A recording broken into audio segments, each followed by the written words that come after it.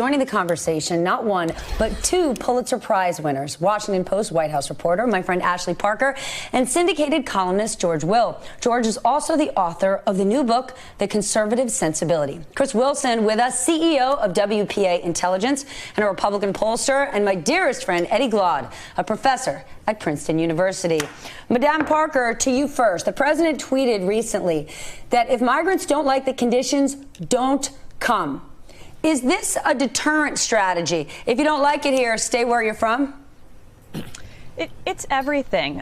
Part of what the president and some people in his administration do say is, yes, this is about deterrence, that the undocumented immigrants who come here are breaking the law simply by entering, and that it shouldn't be hospitable for them to come. And this is about deterrent. And they point correctly that there is a crisis on the border that needs to be solved. But it is also, in sort of more large part, as Kelly said, a political issue. This is something that whether the president he's been threatening these ICE raids for a while. We have to wait and see what he does. But whether he does them or not, these threats, this hardline rhetoric, this kind of red meat, this anti-immigrant sentiment from him is fantastic for him to churn up his base ahead of the 2020 elections. And this is what he wants to do. So whether or not he even achieves his goals and sort of takes these actions, keep in mind, he hasn't even built that wall on the southern border. But talking about it and being tough sort of helps him try to demonstrate to his base that he is a fighter and this is an issue that he cares about. Chris, does it help the president politically? Because the president's base, for the most part, is bulletproof. They're going to stick with him no matter what. And he needs and wants to expand that base if he's going to get reelected again. So taking this hardline approach, is it a winning move for him? Unnerving the immigrant community doesn't matter to him. He's focused on voters, voters, voters. He is, and I think your point is exactly right in the fact that his base is pretty much agendaed up no matter what. I don't think he has to do much more on this issue or many other issues for the purposes of getting them excited about him and turning out to vote for him. I do think, to the overall point, though, you have to recognize that there is the crisis and the conditions in which they're living under have got to be done. Something's going to be done about it. If you look at just McAllen, Texas Center for Border Patrol, in the past year has apprehended 264,000 people coming across the border. That's double the population of McAllen. So it is not sustainable from a standpoint of allowing them all to stay there. And what Ken Cuccinelli was talking about, they've gone through the system, they've applied for asylum, they have not received it for whatever reason. And one of those reasons is loopholes created by Congress. To give you one example there, in 2014, 1% of the single men coming across the border had children with them. 1%. Last year, 50% of single men had children with them. What you have is people who are now gaming the system for the purposes of being able to stay in the country. And I think that is what is creating the crisis right now, that we've got to close those loopholes. So it's people gaming the system. It's not a crisis in the Northern Triangle. It's not failing governments, lack of jobs, and gang violence. And it's our economy here, too, that's pulling them in. All of those things factor into it. But you've got to fix parts of it, all of it together holistically. The other thing I'll point out is one of the things that Democrat State Representative Canales from Texas asked last week to the DHS, what do we do if my people want to help? And they said there's no system for them to receive private donations. So if you or I want to send diapers or food or toothbrushes or toothpaste, we can't do that. That's a simple law that can be changed that could allow every person in America who is disturbed by this to take action today. You want to respond, Eddie? No, I just think the policy is cruel. I think his point is cruelty. When we talk about deterrence, if you don't like it, stay where you are. I think the policy at its heart is immoral.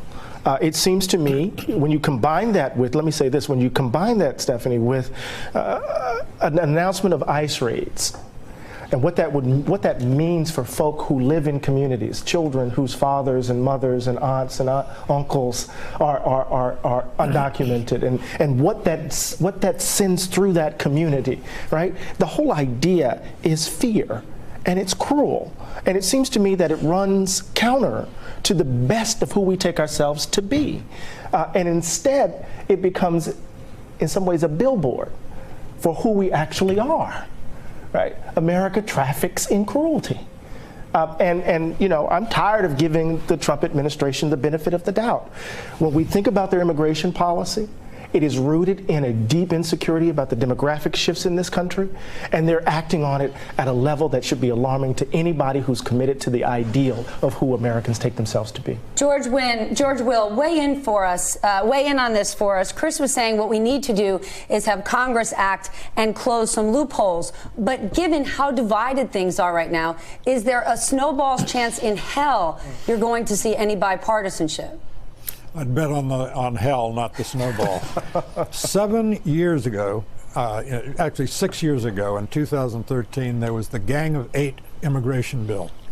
Comprehensive reform. That is, they were going to solve everything all at once. The bill was 1,197 pages long, and it went nowhere because we do not do comprehensive gracefully in the Congress. The president may be ginning up his base, but no one, and I mean no one, ever won the presidency with his base alone. So the question is, what would be the ancillary effects of, say, a massive enforcement measures of 1 million people rounded up?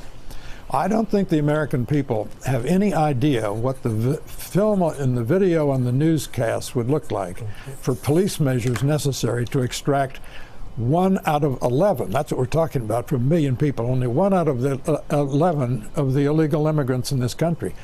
I think it would be add to what I think is a pervasive feeling of national embarrassment as it already is. Chris, who do these raids work for? Is it for President Trump's voters who are saying there are too many people here who are using our resources and going to our schools? Because last I checked, we've got 6 million open jobs in this country, specifically for low or no skilled workers, where if you talk to small and large businesses, they're saying we're dying for workers. It helps our economy to have them. Well, I think to your original question about what is causing the mass immigration. And that's not what I asked. I said, why would the president go out? Who do the raids, who does this serve? Who is saying to the president, yes, this is the right thing to do for our country, besides just the make America great again, put us first? No, like, let's go technically. Who do these raids serve? If you have 1 billion people that Ken Cuccinelli talked about have gone through the process of applying for asylum and have been denied that asylum. I'm not talking about them. But that's who it works for. The purpose is to remove them from the country because they have not come through the system legally. And that is what the message is being sent, is that if you want to come to the United States, you need to do it legally.